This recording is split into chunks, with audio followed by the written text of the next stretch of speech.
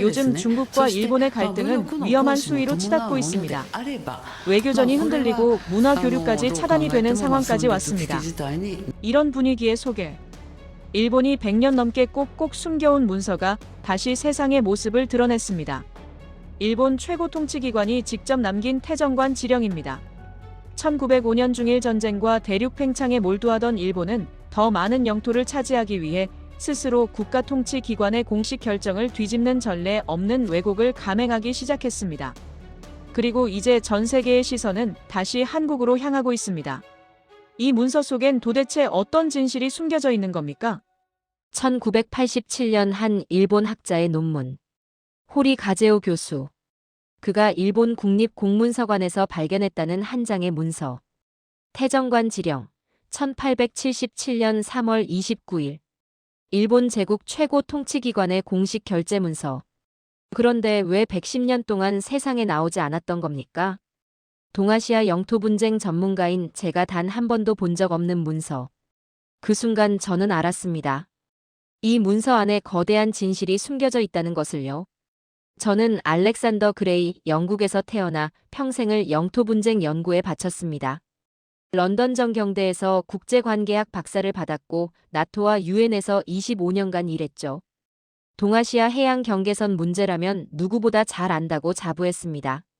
하지만 그날 호리 교수의 논문을 읽으며 저는 깨달았습니다. 제가 평생 놓쳐온 것이 있었다는 것을요. 국제포럼에서 일본 외교관들의 강경한 발언을 들을 때마다 저는 의아했습니다. 독도는 역사적으로 일본 고유 영토다. 그들은 확신에 차 있었죠. 하지만 어딘가 불안해 보였습니다. 왜 그렇게 강하게 반복적으로 주장해야 했을까요? 한국 측은 단호했습니다. 독도는 명백한 우리 땅이다. 양측 모두 물러서지 않았습니다. 저는 그 긴장감 속에서 뭔가 숨겨진 진실이 있다고 느꼈죠. 그러던 중 호리 가제오 교수의 논문을 접했습니다.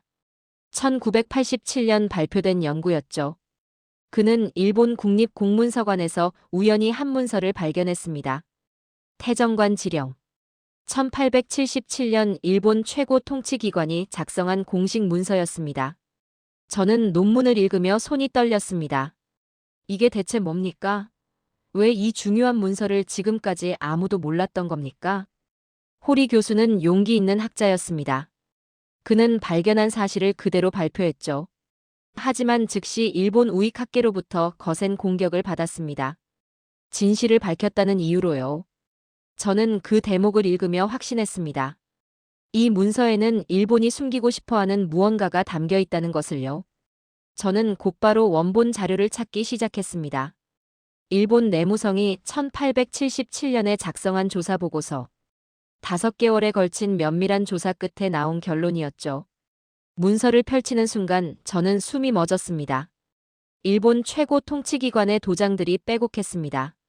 그리고 붉은 잉크로 쓰인 한 문장. 다케시마 외 일도는 본방과 관계없음을 명심할 것. 본방과 관계없다.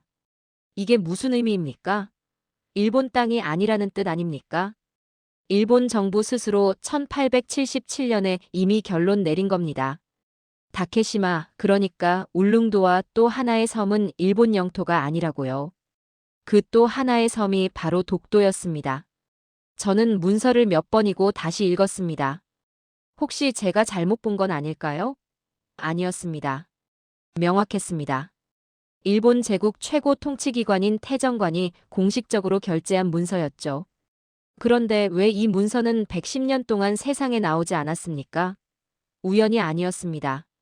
의도적 은폐였죠.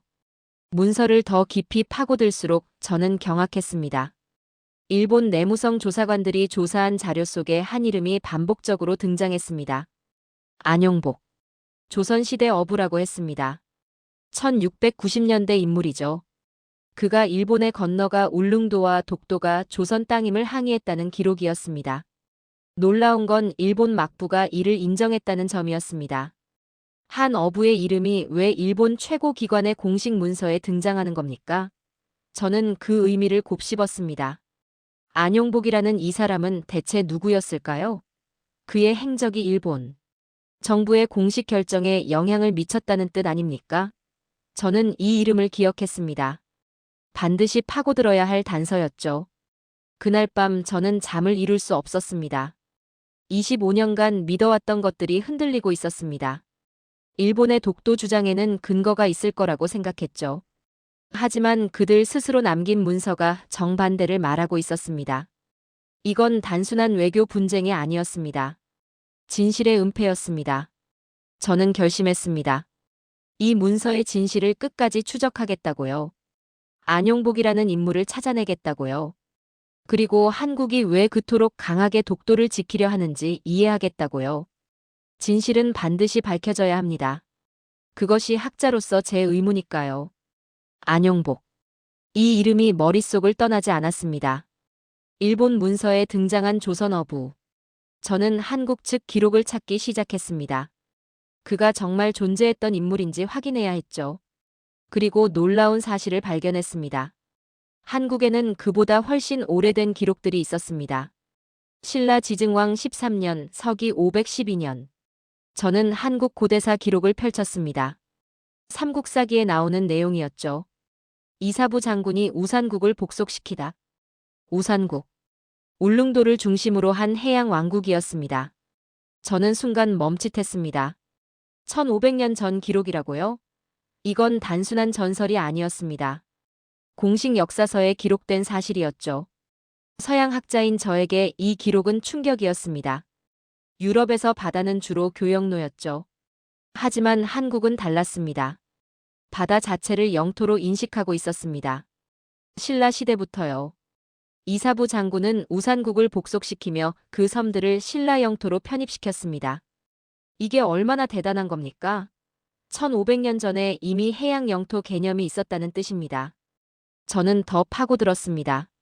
고려시대 기록들을 찾아봤죠. 고려사에도 울릉도와 독도에 대한 기록이 계속 나타났습니다. 고려 정부는 이 섬들을 관리했습니다. 우산도 무릉도라는 이름으로요. 신라에서 고려로 이어지는 연속성이 보였습니다. 이건 우연이 아니었습니다. 조선시대에 들어서자 기록은 더욱 구체적이었습니다. 세종실록 지리지를 펼쳤을 때 저는 손이 떨렸습니다. 우산과 무릉 두 섬이 있다. 날씨가 맑으면 서로 바라볼 수 있다. 모두 우리 영토다. 명확했습니다. 두 섬의 존재를 인정하고 둘 다 조선 땅이라고 기록했죠. 저는 이 대목에서 깊이 생각했습니다. 영토권이란 뭡니까? 국제법 기준으로 보면 계속적이고 일관된 관리가 핵심입니다. 한국은 그걸 해냈습니다. 신라 512년부터 조선시대까지 끊임없이 이 섬들을 자국 영토로 기록하고 관리했죠. 이런 연속성을 가진 나라가 얼마나 됩니까? 조선 정부는 울릉도에 공도 정책을 실시했습니다. 섬을 비워두는 정책이었죠. 하지만 이건 포기가 아니었습니다. 오히려 관리의 한 방식이었습니다. 정기적으로 관리를 보내 점검했고 불법 침입자를 단속했습니다. 독도 역시 울릉도 관할 구역으로 꾸준히 기록됐죠. 그리고 17세기 말 안용복이 등장합니다. 저는 조선왕조실록을 펼쳤습니다. 숙종실록에 그의 이야기가 자세히 나와 있었죠.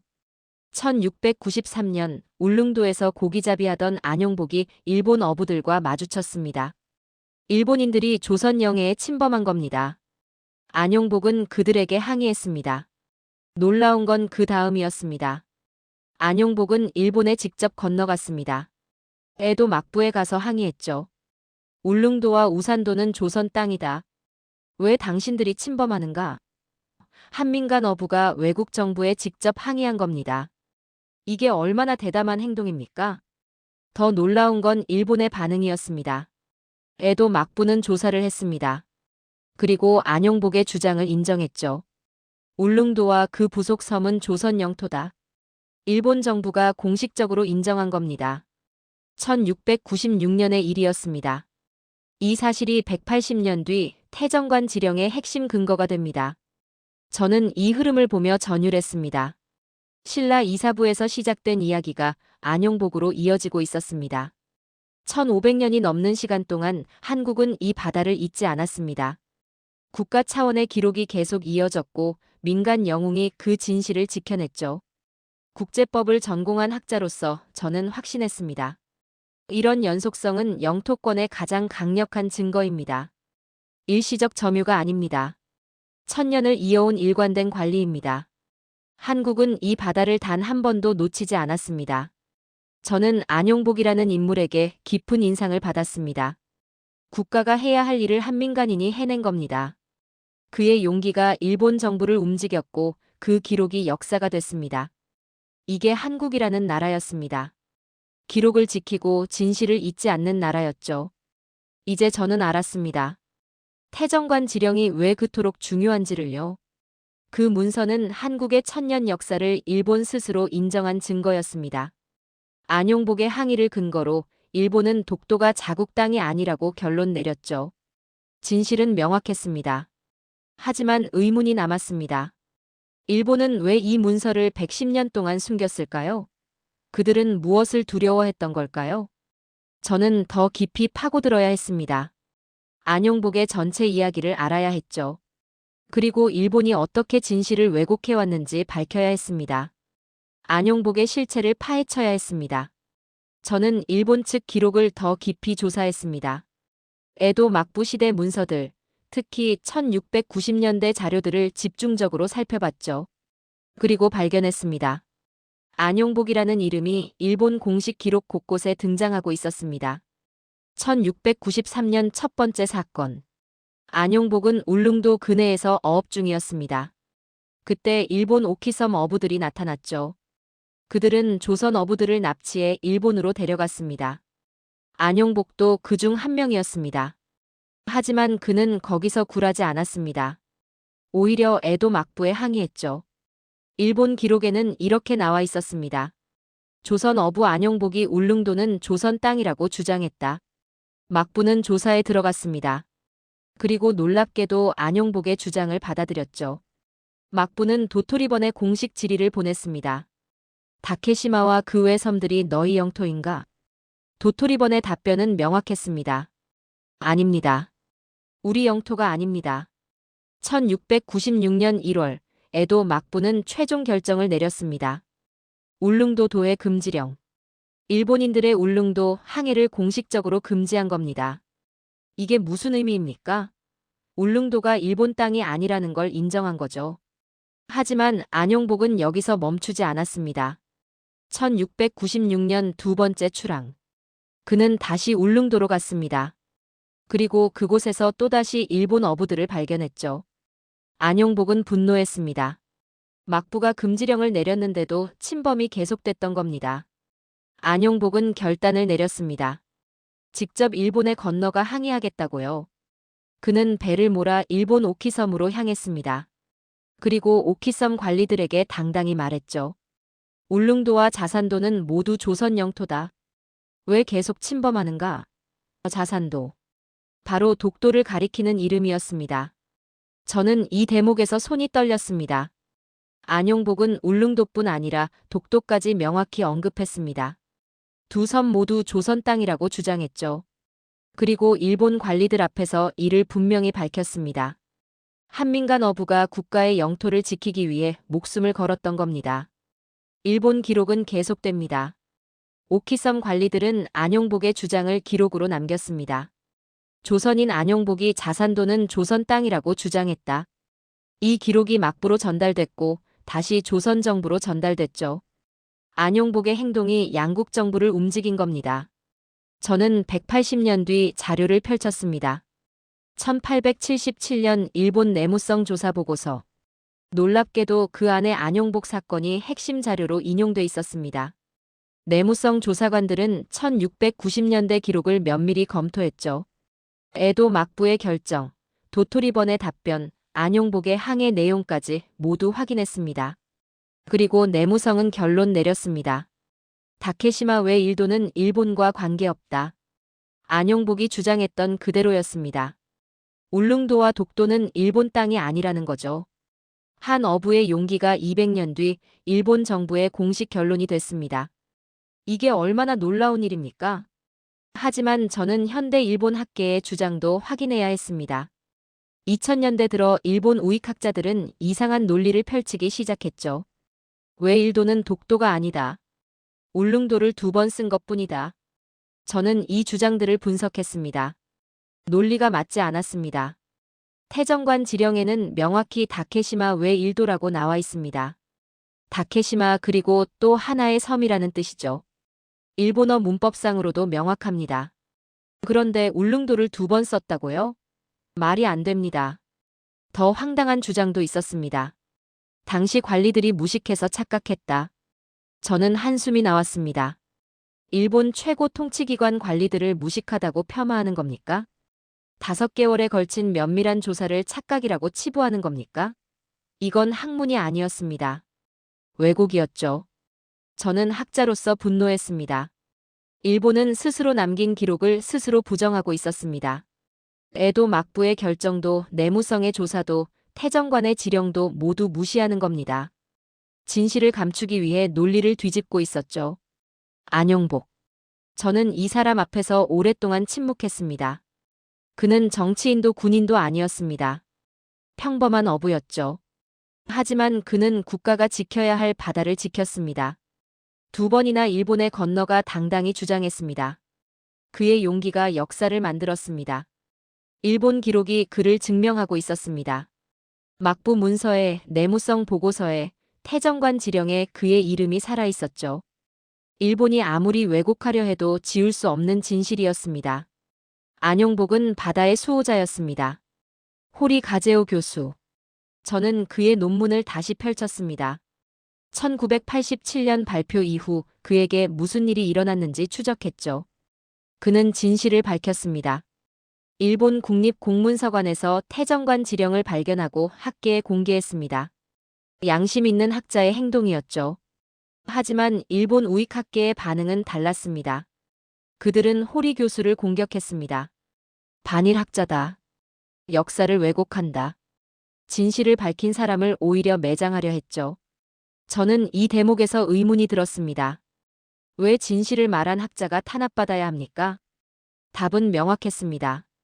그 진실이 일본에게 불리했기 때문입니다.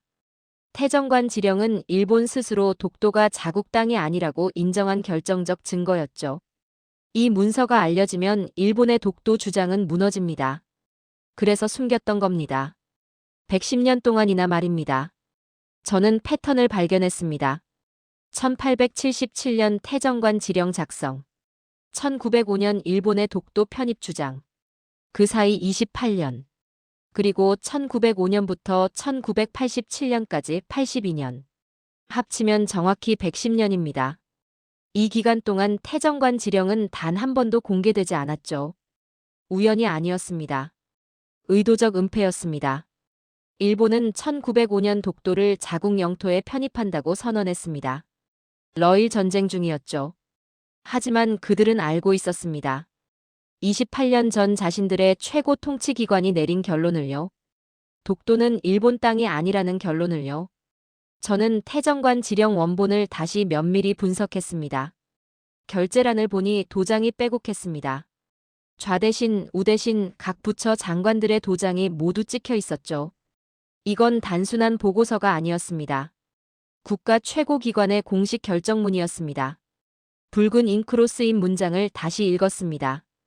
다케시마 외 일도는 본방과 관계없음을 명심할 것. 명심하라. 이 단어의 무게를 아십니까? 잊지 말라는 뜻입니다. 절대 착각하지 말라는 뜻이죠. 일본 정부는 이 결정을 명확히 기억하라고 명령했습니다. 그런데 현대 일본은 이걸 부정합니다. 시마네현 우익학자 시모조는 이렇게 주장했죠. 왜 일도는 울릉도를 다시 쓴 것일 뿐이다. 저는 이 논리를 분석했습니다.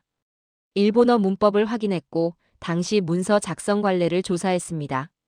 말도 안 됐습니다. 다케시마 외 일도는 명확히 2개의 섬을 의미합니다. 다케시마 그리고 또 하나의 섬이라는 뜻이죠. 일본어로 외는 이외에라는 의미입니다. 같은 섬을 2번 쓴다는 건 문법적으로 불가능합니다. 다른 우익학자는 더 황당한 주장을 했습니다. 당시 내무성 관리들이 지리를 잘 몰라서 착각했다. 저는 웃음이 나왔습니다. 5개월에 걸친 조사를 했던 관리들을 무식하다고 하는 겁니까? 에도 막부 기록까지 검토했던 사람들을요? 내무성 조사 보고서를 다시 봤습니다. 조사관들은 철저했습니다. 도토리번에 질의했고 에도 막부 문서를 검토했고 안용복 사건까지 확인했죠. 그들은 결론을 내렸습니다. 두 섬은 일본과 관계없다. 이게 착각이라고요? 저는 분노가 치밀었습니다. 학자로서의 분노였죠. 이건 해석이 아니었습니다. 변명이었습니다. 일본은 스스로 만든 문서를 스스로 부정하고 있었습니다. 자국 역사를 왜곡하는 겁니다. 진실이 불편하다는 이유로요. 일본 외무성 홈페이지를 확인했습니다. 거기에는 독도가 일본 고유 영토라고 나와 있었죠. 17세기 중반부터 일본 땅이었다고 주장합니다. 하지만 그들의 공식 문서는 정반대를 말합니다. 1696년 막부는 울릉도 도해를 금지했고 1877년 태정관은 독도가 일본 땅이 아니라고 결론 내렸죠. 저는 냉소적이 됐습니다. 일본 정부는 진실을 알고 있습니다. 태정관 지령이 존재한다는 것도 알고 있죠. 하지만 인정하지 않습니다. 인정하면 독도 주장이 무너지니까요. 그래서 계속 왜곡하고 은폐하고 부정하는 겁니다. 이건 학문의 문제가 아니었습니다. 정치의 문제였죠. 일본은 독도를 포기할 수 없었습니다. 국가적 자존심 문제가 돼버렸으니까요. 하지만 진실은 변하지 않습니다. 그들이 아무리 왜곡해도 문서는 그대로 남아 있습니다. 저는 더 이상 침묵할 수 없었습니다.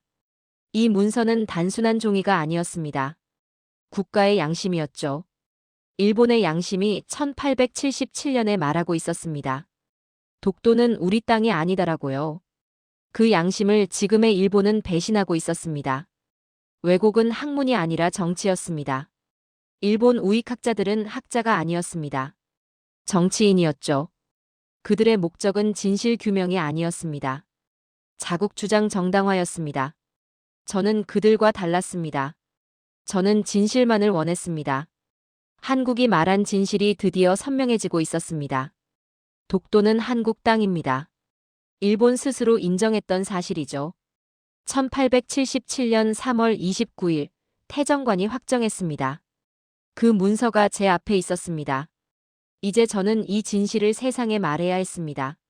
신라 512년부터 1877년까지 저는 1365년의 시간을 따라갔습니다. 한국이 이 바다를 어떻게 기억해왔는지 추적했죠. 그리고 경외감에 사로잡혔습니다. 이건 단순한 기록이 아니었습니다. 천년을 흐르는 하나의 거대한 강이었습니다. 이사부 장군이 우산국을 복속시켰습니다. 신라는 그 섬들을 영토로 편입했죠. 고려는 이를 이어받았습니다. 우산도와 무릉도로 기록하며 관리했습니다. 조선은 더 구체적이었죠. 세종실록 지리지의 두 섬의 위치와 거리까지 명시했습니다. 끊김이 없었습니다. 저는 유럽 역사와 비교했습니다. 유럽에서 1000년 동안 일관된 영토 기록을 유지한 나라가 얼마나 됩니까? 전쟁과 왕조 교체로 기록은 자주 단절됐죠. 하지만 한국은 달랐습니다. 신라가 고려로, 고려가 조선으로 바뀌어도 독도 기록은 계속됐습니다. 그리고 안용복이 나타났습니다. 1693년과 1696년 두 번의 출항. 그는 1000년 기록을 몸으로 증명했습니다. 울릉도와 독도가 조선 땅임을 일본에 가서 직접 주장했죠. 민간의 용기가 국가의 사료와 만나는 순간이었습니다. 저는 감동했습니다. 국가 기록만으로는 부족할 수 있습니다. 하지만 한국에는 안용복이 있었죠. 그의 행동이 1000년 기록에 생명을 불어넣었습니다. 역사가 살아 움직이는 걸 봤습니다. 이건 서양 학자인 제게 놀라운 발견이었습니다. 일본 내무성 조사관들도 이를 확인했습니다. 1877년 조사 보고서를 다시 봤습니다.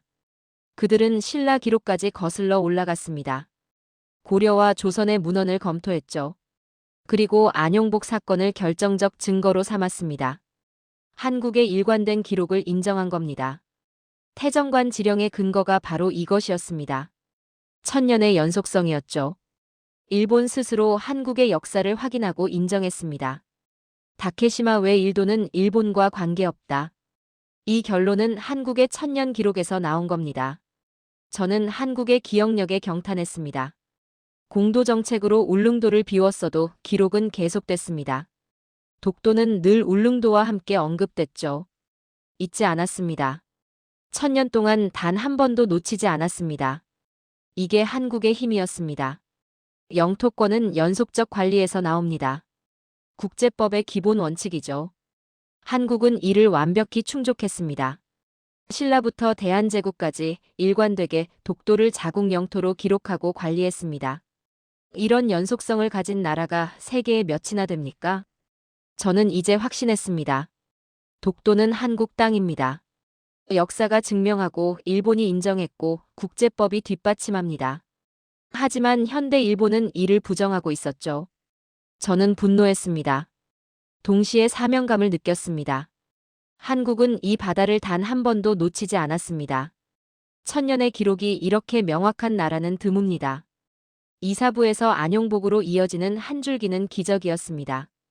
저는 이제 이 진실을 말할 책임이 있었습니다. 학자로서, 증인으로서 말입니다. 2000년대 들어 일본 우익학계가 움직이기 시작했습니다. 태정관 지령을 부정하기 위한 논리들이 쏟아져 나왔죠. 저는 그들의 주장을 하나씩 검토했습니다. 학자로서 객관적으로 분석하기 위해서였습니다. 하지만 읽으면 읽을수록 황당했습니다. 시마네현 다케시마 문제 연구회. 그들의 주장을 봤습니다. 왜 일도는 독도가 아니다. 울릉도를 2번 쓴 것일 뿐이다. 저는 원문을 다시 확인했습니다. 다케시마 왜 일도. 일본어로 명확합니다. 다케시마 그리고 또 하나의 섬이라는 뜻이죠. 같은 섬을 2번 쓴다고요? 일본 내무성 관리들이 그렇게 무능했다고요? 저는 내무성 조사 보고서를 펼쳤습니다.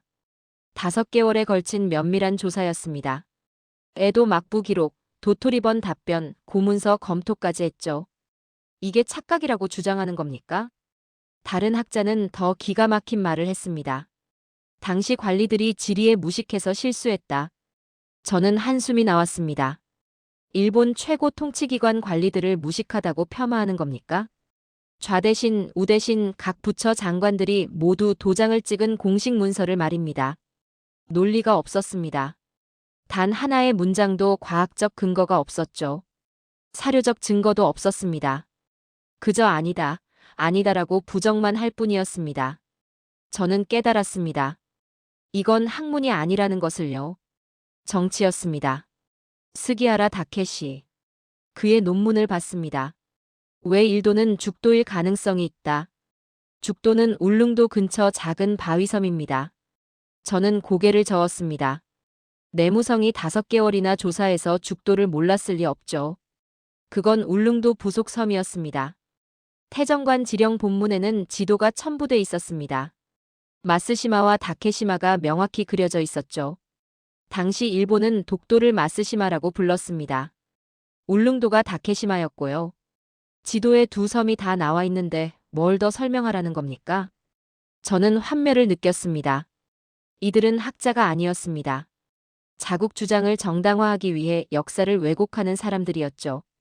증거가 명확해도 부정했습니다. 논리가 맞지 않아도 강변했습니다. 학문적 양심이 보이지 않았습니다. 일본 외무성 홈페이지 문구가 바뀌고 있었습니다. 독도에 대한 표현이 점점 강경해졌죠. 일본 고유 영토. 역사적으로 명백한 일본 땅. 한국의 불법 점거. 저는 이 단어들을 보며 불안해졌습니다. 이건 위험한 신호였습니다. 일본 정치인들의 발언도 거세졌습니다. 독도는 반드시 되찾아야 한다.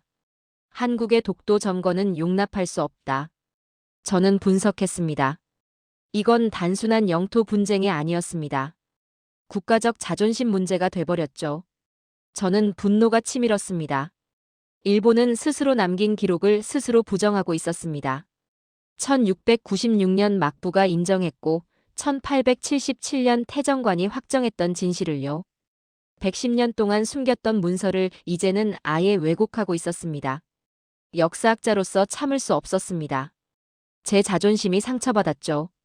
저는 25년간 사료를 신뢰하며 살아왔습니다.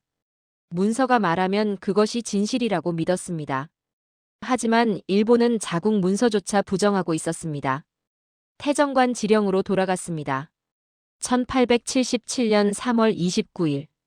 일본 최고 통치기관이 찍은 도장들을 다시 봤습니다. 붉은 잉크로 쓰인 문장을 다시 읽었죠.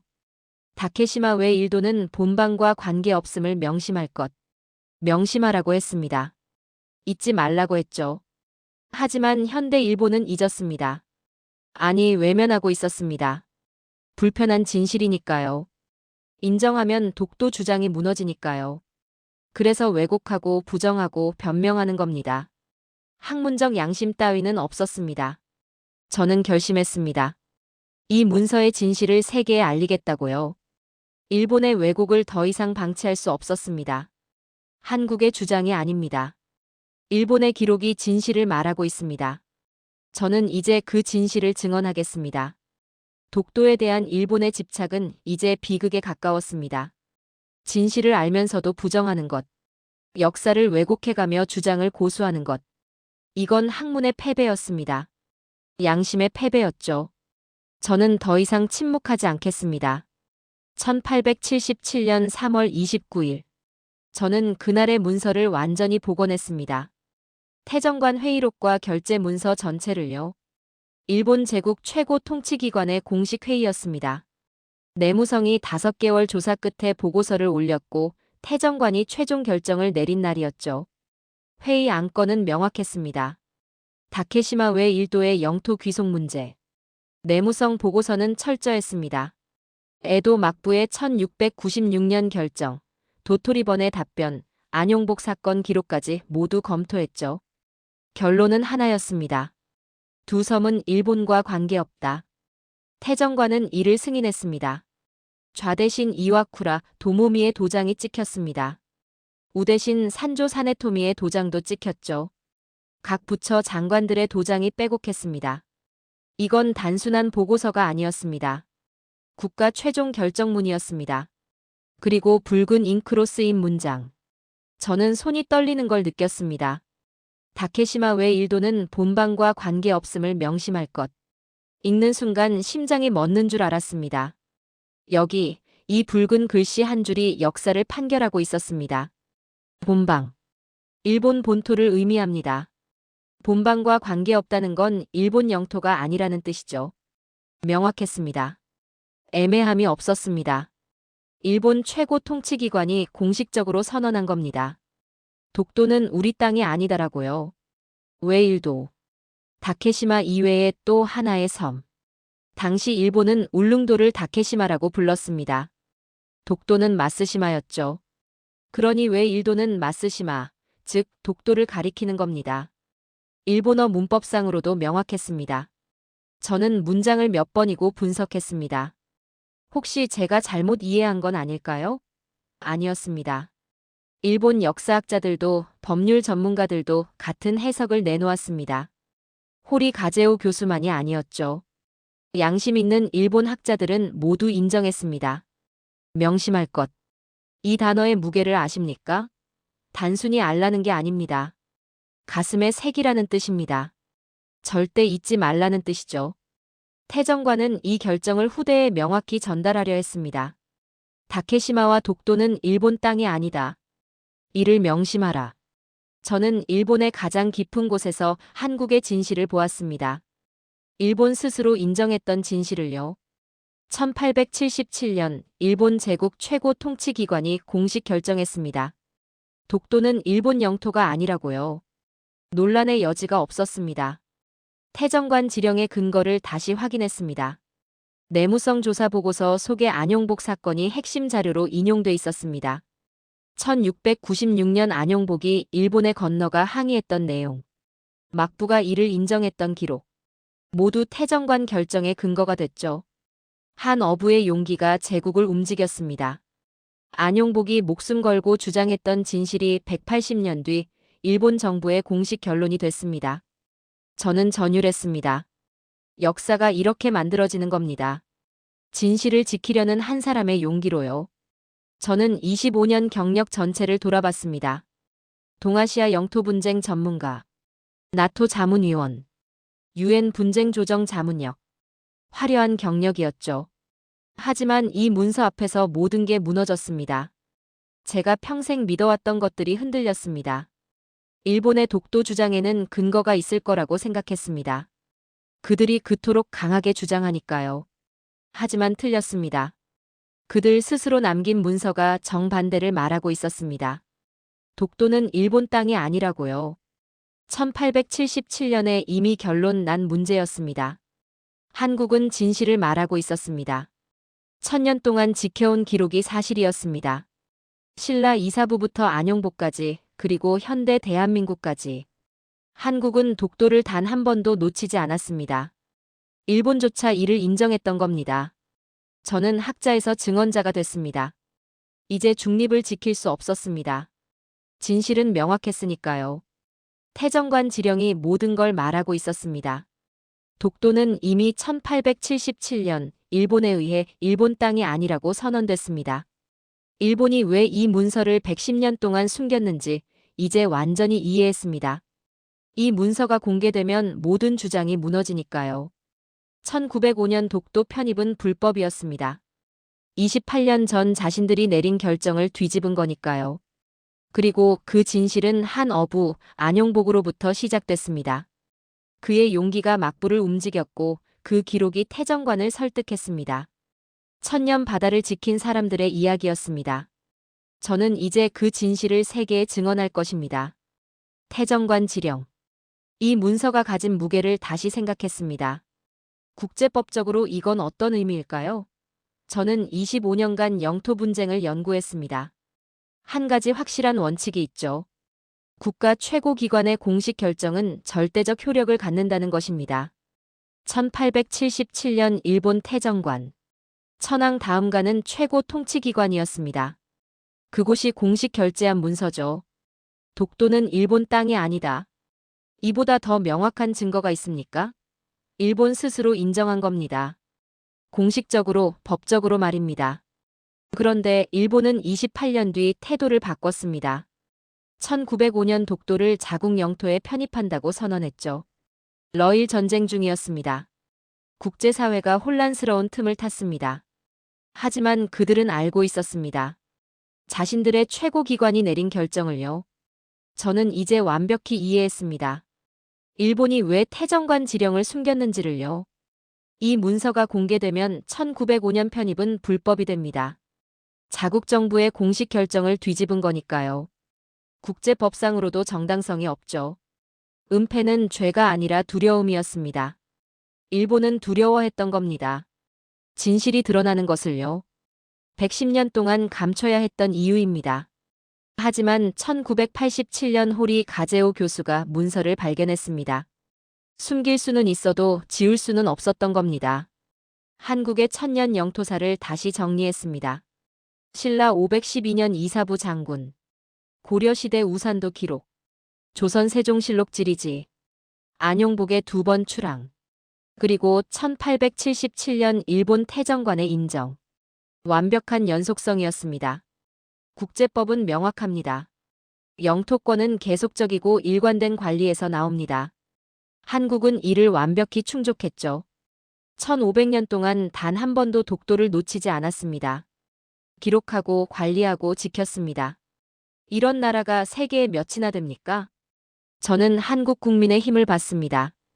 기억하는 힘이었죠. 독도에 대한 한국인들의 열정을 처음엔 이해 못했습니다.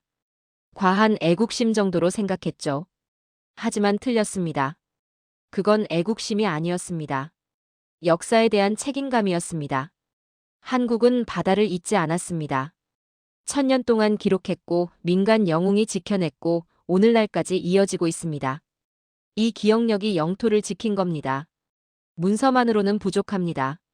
국민이 기억해야 하죠. 한국은 그걸 해냈습니다. 저는 알렉산더 그레이입니다.